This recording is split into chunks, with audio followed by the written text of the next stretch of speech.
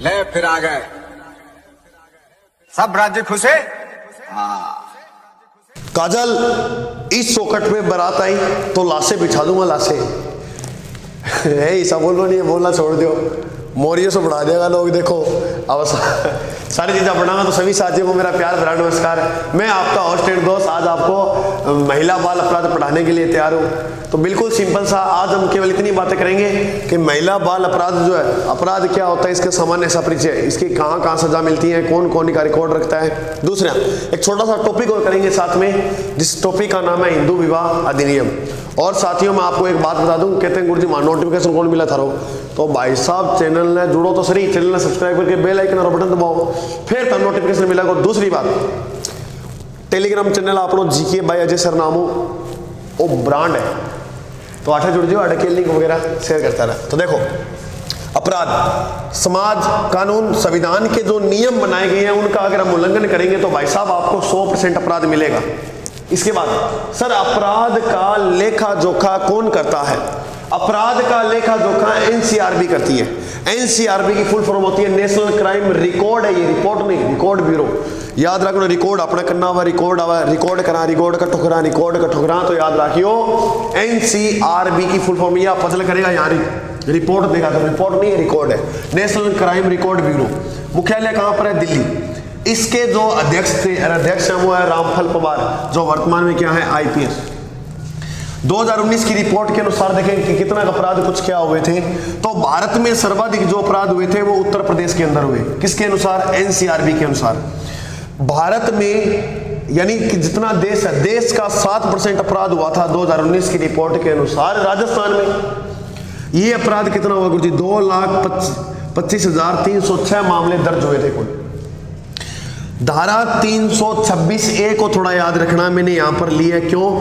किसी के ऊपर तेजाब फेंकना, वो जो सजा मिलेगी वो धारा 326 के तहत मिलेगी। भारत में इसके कुल 150 केस दर्ज हुए थे, जिसमें से सर्वाधिक जो केस थे वो उत्तर प्रदेश में थे। गुरुजी कितने थे? उत्तर प्रदेश में 42 केस थे। अगर हम बात करें राजस्थान में जो केस थे वो, उन केसों की संख्या कितनी थी? 2।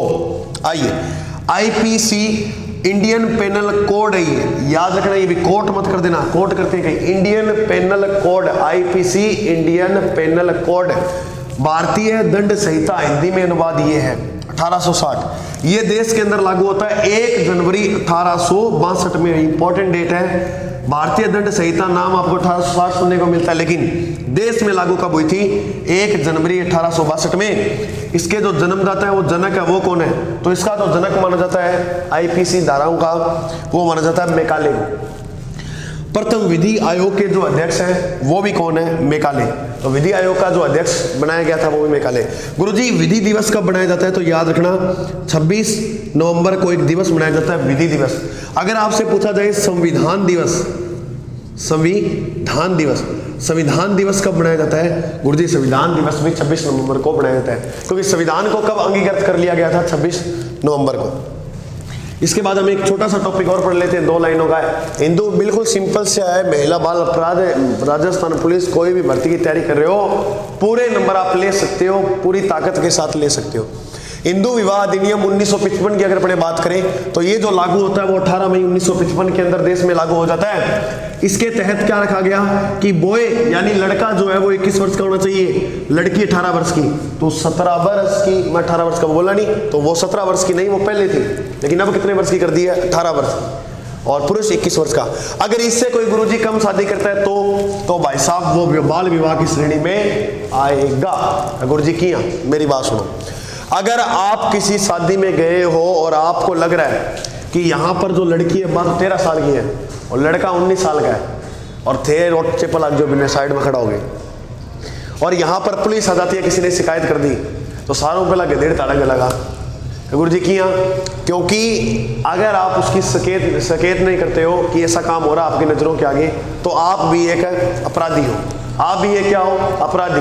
तो रोट नाचे पड़े जितने भी देखो, अगर अब तो इतना मजबूत कानून है, अगर इससे कम कहीं भी ऐसी शादी मिले तो ब्याह रोट, पंडित, टेंट आरा, बराती और थे खाने चेपण तो जो थे सारा का सारा जेल में चक्के फेंका पुलिस आरा।